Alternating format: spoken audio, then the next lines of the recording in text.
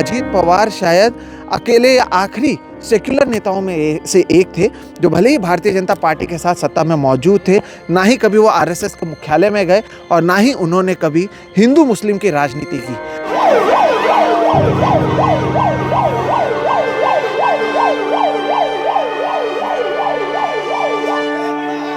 दोस्तों नमस्कार और आप सभी का एक नए एपिसोड में बहुत बहुत स्वागत है। मैं हूं सोहित मिश्रा। फिलहाल मैं बारामती में हूं, वही बारामती में जहां से बुधवार सुबह एक बहुत ही दुखद और शॉकिंग खबर सामने आई थी।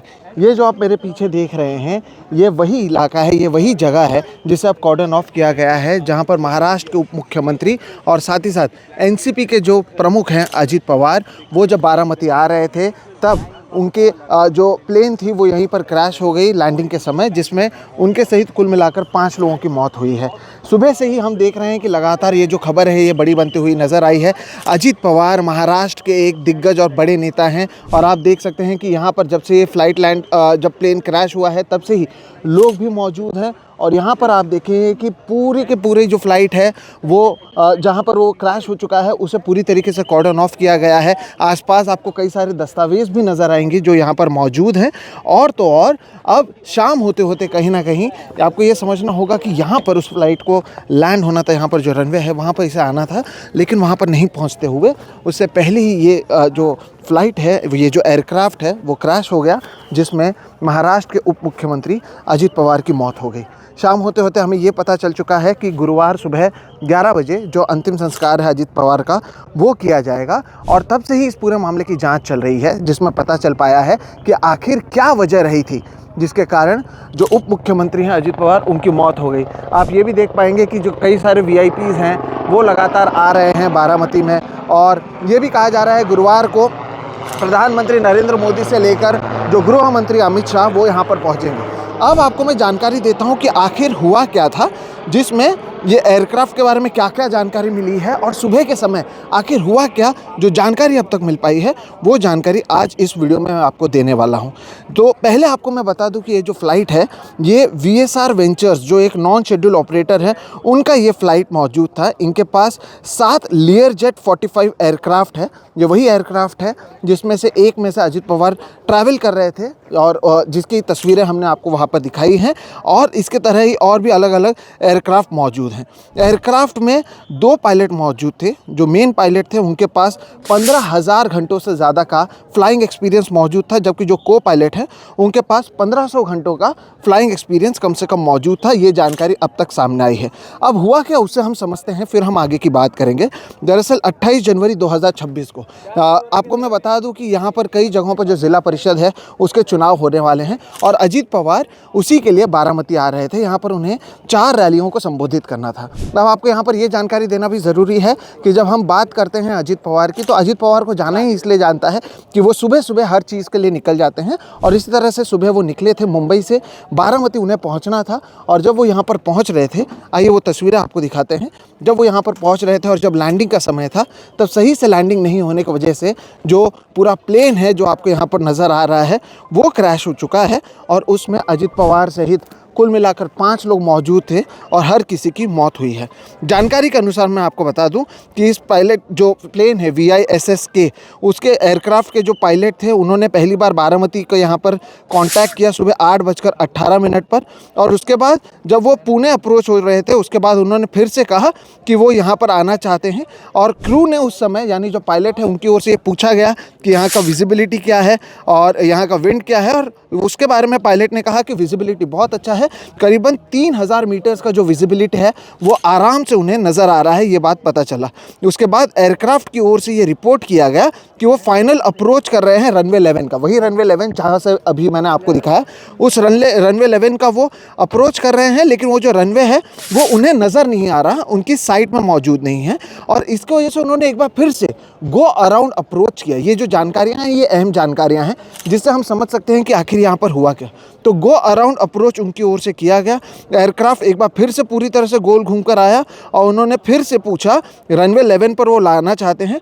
और जब उनसे पूछा गया कि क्या आपको रनवे नज़र आ रहा है, तो जो पायलट है उनकी ओर से ये कहा गया कि फ़िलहाल तो रनवे नज़र नहीं आ रहा है, लेकिन जब रनवे नज़र आएगा तब मैं फिर से आपसे जुड़ूंगा। यानी जिनसे वो जिस क्रू से इस एयरक्राफ्ट के पायलट बात कर रहे थे वो बता रहे थे कि उन्हें रनवे नज़र नहीं आ रहा है, लेकिन जैसे ही रनवे नज़र आएगा वो उन्हें बताएंगे। हालांकि इसके बाद कहा गया कि 8:43 पर एयरक्राफ्ट को क्लियरिंग मिला था कि वो रनवे 11 पर आए, लेकिन उनकी ओर से वापस कोई भी बातचीत नज़र नहीं आई। और 8:44 पर जो ATC के अधिकारी थे जो लगातार इस पायलट से टच में थे, उन्होंने देखा कि रनवे 11 के पास ठीक यही जगह पर जो आप मेरे पीछे देख रहे हैं, 8:44 पर यहाँ पर ये प्लेन क्रैश होता है। बड़ी आग यहाँ पर लगती है और इसके बाद पता चलता है कि यहाँ पर मौजूद कुल जो 5 लोग थे, अजीत पवार, उनके साथ में उनके जो सुरक्षाकर्मी थे और जो क्रू थे जिसमें पायलट मौजूद थे, सभी की मौत हो जाती है। ये एक बहुत बड़ी खबर है अगर आप महाराष्ट्र की बात करें तो। उप मुख्यमंत्री अजीत पवार के बारे में अगर मैं कहूँ तो महाराष्ट्र की राजनीति में लगातार एक बड़ी छवि उनकी रही है। 1990 से वो लगातार यहाँ पर मजबूत बनकर आए हैं। मजबूत बनकर उन्होंने पूरे महाराष्ट्र की राजनीति में अपनी एक अलग छवि बनाई है। एनसीपी प्रमुख शरद पवार के बड़े भाई के बेटे अजीत पवार जो हैं वो 1990 से जहाँ पर एक्टिव पॉलिटिक्स में मौजूद हैं, तो वहीं महाराष्ट्र में कई बार ना ही केवल वो उप मुख्यमंत्री रहे हैं, बल्कि फाइनेंस से लेकर इरिगेशन से लेकर कई ऐसे डिपार्टमेंट्स हैं जिसका वो नेतृत्व कर चुके हैं। और अजीत पवार एक जाने माने नाम महाराष्ट्र में रह चुके हैं। आपको एक किस्सा भी मैं बताता हूं जिससे आपको समझ में आएगा कि अजीत पवार कितने ताकतवर या किस तरह से महाराष्ट्र की राजनीति में काम करते थे। जब 2024 में लोकसभा का चुनाव हुआ था तब अजीत पवार और शरद पवार अलग हो गए थे और उस समय अजीत पवार की पार्टी को केवल एक सीट पर जीत मिल पाई थी लोकसभा में। सुनील तटकरे अकेले थे जो जीत पाए थे। लेकिन इसके कुछ ही महीनों बाद विधानसभा का चुनाव हो रहा था। उस समय जो NDTV के फाउंडर थे डॉक्टर प्रणय रॉय, उनकी जो चैनल है डिकोडर, उनके साथ हम लगातार पूरे महाराष्ट्र का टूर कर रहे थे। और इसी टूरिंग के समय हमने अजीत पवार से भी बातचीत की थी और हमने कहा था कि हम आपका इंटरव्यू करना चाहते हैं। अजीत पवार ने मुंबई में सुबह 7 बजे का समय हमें दिया था कि आप 7 बजे हमारे बंगले पर आ जाइएगा, मैं आपको इंटरव्यू दूंगा। हम 6:30 बजे पहुंच गए थे ये सोचते हुए कि अजीत पवार 7 बजे जब नीचे आएंगे तब हम उनका इंटरव्यू करेंगे। लेकिन दर्शकों, 6 बजे से अजीत पवार नीचे थे। हमसे पहले 3 और चैनल को वो इंटरव्यू दे चुके थे। हम चौथे चैनल थे जिससे वो बात करने वाले थे। ये बात मैं आपको क्यों बता रहा हूँ? ये इसलिए बता रहा हूँ क्योंकि अजीत पवार का अपना एक तरीका था कामकाज का। ऑर्गेनाइजेशन पर उनका कंट्रोल रहता था, नेताओं पर, ब्यूरोक्रेसी पर, महाराष्ट्र की राजनीति पर। और उन्हीं की ओर से या उनकी पार्टी की ओर से जो लाड़की बहन स्कीम लाया गया वही एक गेम चेंजर साबित हुआ देवेंद्र फडणवीस, एकनाथ शिंदे और अजीत पवार के लिए, जिसके जरिए 2024 में वो एक बार फिर से सत्ता में अपने आप को ला सके। तो अजीत पवार जो हैं, अभी क्योंकि बजट आने वाला है, एक बार फिर से उनकी ओर से बजट की तैयारी की जा रही थी। इस बार के बजट पे क्या होगा इसकी तैयारी की जा रही थी।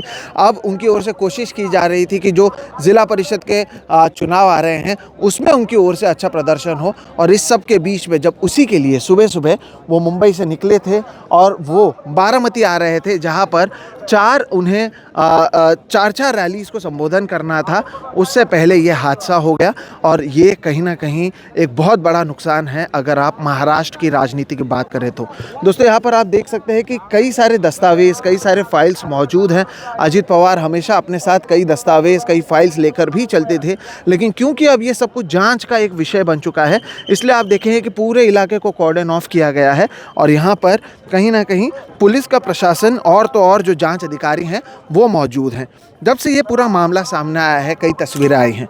अस्पताल के बाहर की तस्वीरों को अगर आप देखें और वहाँ की भीड़ को आप देखें तो आपको समझ में आएगा कि अजीत पवार महाराष्ट्र में और तो और बारामती में कितने पॉपुलर वो थे कि सुबह से लोग बढ़ते जा रहे हैं, कम नहीं हो रहे हैं। और 1 इंच भी जगह अस्पताल के बाहर मौजूद नहीं है। लोगों के आंखों में आंसू है। और जब यह हादसा हुआ था तब अजीत पवार की जो बहन है सुप्रिया सुळे और उनकी जो पत्नी है सुनेत्रा पवार राज्यसभा से सांसद हैं और सुप्रिया सुळे बारामती की सांसद हैं, दोनों दिल्ली में मौजूद थे क्योंकि याद रखिए दिल्ली के भी बजट सत्र की शुरुआत हो चुकी है। ऐसे में वो दोनों जो हैं बाद में यहाँ पर आते हैं और साथ ही साथ शरद पवार एनसीपी प्रमुख जो हैं वो भी बारामती पहुँच चुके हैं। ये कहा जा रहा है कि गुरुवार के दिन प्रधानमंत्री नरेंद्र मोदी से लेकर अमित शाह यहाँ पर आएंगे। लगातार जो सोशल मीडिया है उसमें एक के बाद एक संदेश सामने आते जा रहे हैं। कई लोगों को, यकीन मानिए ये सुबह की घटना है। शाम को मैं इस वीडियो को रिकॉर्ड कर रहा हूँ ग्राउंड ज़ीरो से। अब भी कई लोगों को ये विश्वास नहीं हो रहा है कि अजीत पवार, जिन्होंने चाहे वो शरद पवार के नेफ्यू ही क्यों ना हो, राजनीति में अपनी एक अलग पहचान बना ली, अपने आप को अलग से एस्टैब्लिश किया। यहाँ तक कि जब 2024 से पहले 2023 में वो शरद पवार से अलग भी हुए थे, इसके बावजूद उनकी पॉपुलैरिटी में कोई कमी नहीं आई। अधिकांश जो नेता थे वो उनके साथ मौजूद थे, और जिस तरह से आज उनकी अचानक से इस मौत के खबर के बाद नेताओं के आंखों में आंसू है, उससे भी आपको पता चलता है कि अजीत पवार कितने बड़े नेता थे महाराष्ट्र के लिए। इसके साथ ही साथ अजीत पवार के बारे में एक और चीज़ कहने की बहुत ज़्यादा ज़रूरत है। वो ये है कि अजीत पवार शायद अकेले या आखिरी सेक्युलर नेताओं में से एक थे जो भले ही भारतीय जनता पार्टी के साथ सत्ता में मौजूद थे, ना ही कभी वो आरएसएस के मुख्यालय में गए और ना ही उन्होंने कभी हिंदू मुस्लिम की राजनीति की। उन्हीं के पार्टी से आने वाले हसन मुशर्रफ को मंत्री बनाया गया। जब नवाब मलिक पर लगातार आरोप लगाए गए, अजीत पवार अपने नेता के साथ खड़े रहे, और सेक्युलर नेताओं में से एक माने जाने वाले अजीत पवार महाराष्ट्र की जो धर्म या महाराष्ट्र धर्म की राजनीति की जो बात होती है, उसमें उनकी ओर से अहम भूमिका लगातार निभाई गई है। अब बजट सत्र की शुरुआत होगी। ये मानना बतौर पत्रकार भी कई लोगों को मुश्किल होगा कि अजीत पवार, जिनके नेतृत्व में इस बजट सत्र में जो बजट पेश किया जाने वाला था, अजीत पवार जो अपने व्यंग के लिए, अपने अलग तरीके के प्रेजेंस के लिए, यहाँ तक कि जब दिसंबर में शीतकालीन सत्र चल रहा था, उसके ठीक पहले जय पवार जो उनके बेटे हैं, उनकी शादी हुई थी, और उसके बाद जब अजीत पवार नागपुर आए थे, तब जब मीडिया और के लोग उनसे कह रहे थे, अरे उन्हें प्यार से दादा भी कहा जाता था, दादा आप कितने अच्छे दिख रहे थे, दादा आपका वीडियो देखा, तो मुस्कुरा कर वो जा रहे थे। ऐसी उनकी छवि थी महाराष्ट्र में। अजीत पवार जो महाराष्ट्र में फिलहाल बहुत महत्वपूर्ण पद पर थे, उप मुख्यमंत्री के साथ साथ फाइनेंस मिनिस्टर भी वो थे, उनकी इस मौत से कहीं ना कहीं लोगों को ज़रूर यहाँ पर कई लोगों को शॉक पहुँचा है। कई लोगों को तो विश्वास ही नहीं हो पा रहा है कि आखिर ये हुआ क्यों। ये जो आप मेरे पीछे देख रहे हैं, यही वो फ्लाइट था जिससे अजीत पवार को यहाँ पर आना था, लेकिन क्योंकि उनके फ्लाइट का जो है वो क्रैश हो चुका है, एयरक्राफ्ट जो है क्रैश हो चुकी है, और उसमें सभी लोगों की मौत हुई है। ऐसे में अब देखा जाएगा कि जो जांच अधिकारी हैं वो पता लगाएंगे कि क्या पूरा मामला था। इसीलिए इसको कॉर्डन ऑफ किया गया है कि आग जब लगी तब हुआ क्या, क्या एयरक्राफ्ट कंट्रोल में नहीं आया, क्या आखिरी वजह थी। क्योंकि जो पहली जानकारी आई, जैसे कि मैंने आपको शुरुआत में कहा, पायलट की ओर से कहा गया कि जो रनवे है उसकी विजिबिलिटी उनके पास मौजूद नहीं है, और उन्होंने 2 बार यहाँ पर चक्कर लगा, और उसके बाद उन्होंने कहा कि जब एक बार फिर से मुझे रनवे 11 की विजिबिलिटी मिलेगी मैं आपको कांटेक्ट करूंगा। जब उन्हें एटीसी की ओर से क्लियरेंस मिला कि आप यहाँ पर लैंड कर सकते हैं, इस एयरक्राफ्ट की ओर से कोई भी रिस्पॉन्स नहीं मिला, और उसके 1 मिनट बाद जो बड़े बड़े आग के लपटें थी वो नज़र आई, और उसके बाद कुछ ही समय में ये खबर सामने आई कि अजीत पवार सहित इस प्लेन में शामिल सभी लोगों की मौत हो चुकी है।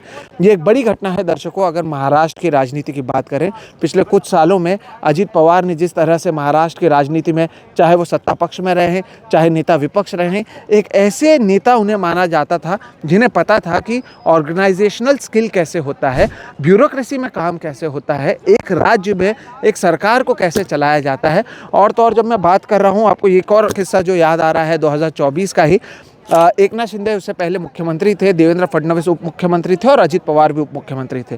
2024 के विधानसभा चुनावों के बाद जब देवेंद्र फडणवीस को मुख्यमंत्री बनाया गया, एकनाथ शिंदे से पूछा गया था कि आप इस सरकार में रहेंगे या नहीं रहेंगे। एकनाथ शिंदे जवाब नहीं दे पा रहे थे, और शायद वो बात को अजीत पवार समझ रहे थे, इसलिए एकनाथ शिंदे के जवाब से पहले अजीत पवार ने कहा, ये रहे या ना रहे, मैं तो आज शाम को शपथ लेने वाला हूँ, मेरी तरफ से क्लैरिटी है। और जो मीडिया के लोग वहाँ पर मौजूद थे, हर कोई हंसने लग गया था। कल देवेंद्र फडणवीस जी सीएम पद की शपथ ले रहे हैं, क्या आप और अजीत दादा पवार साहब भी कल डिप्टी सीएम पद की शपथ लेंगे? अरे भैया, अभी तो कहा, देवेंद्र जी ने भी कहा, मैं भी कह रहा हूँ, रुको थोड़ा, अभी शाम तक रुको, अभी कल शपथ ली है ना, उनका समझ में आएगा। मैं तो लेने वाला हूँ।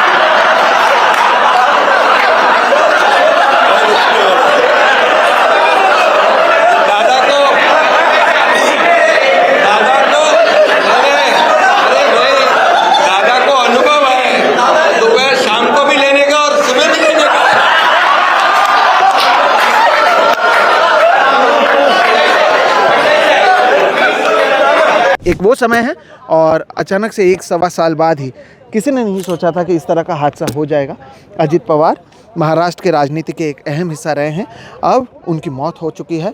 और ये बात बारामती में जिस तरह की भीड़ अस्पताल के बाहर मौजूद है, यहाँ पर सुबह से शाम हो चुका है, लगभग 12 घंटों बाद भी जिस तरह से आप देख रहे हैं कि यहाँ पर लोग मौजूद हैं, ये दर्शाता है कि अजित पवार कितने पॉपुलर थे और बारामती में कितनी पॉपुलैरिटी उनकी मौजूद थी। ये जो भीड़ है, ये 1/4 भीड़ भी नहीं है, मैं आपको बता दूं।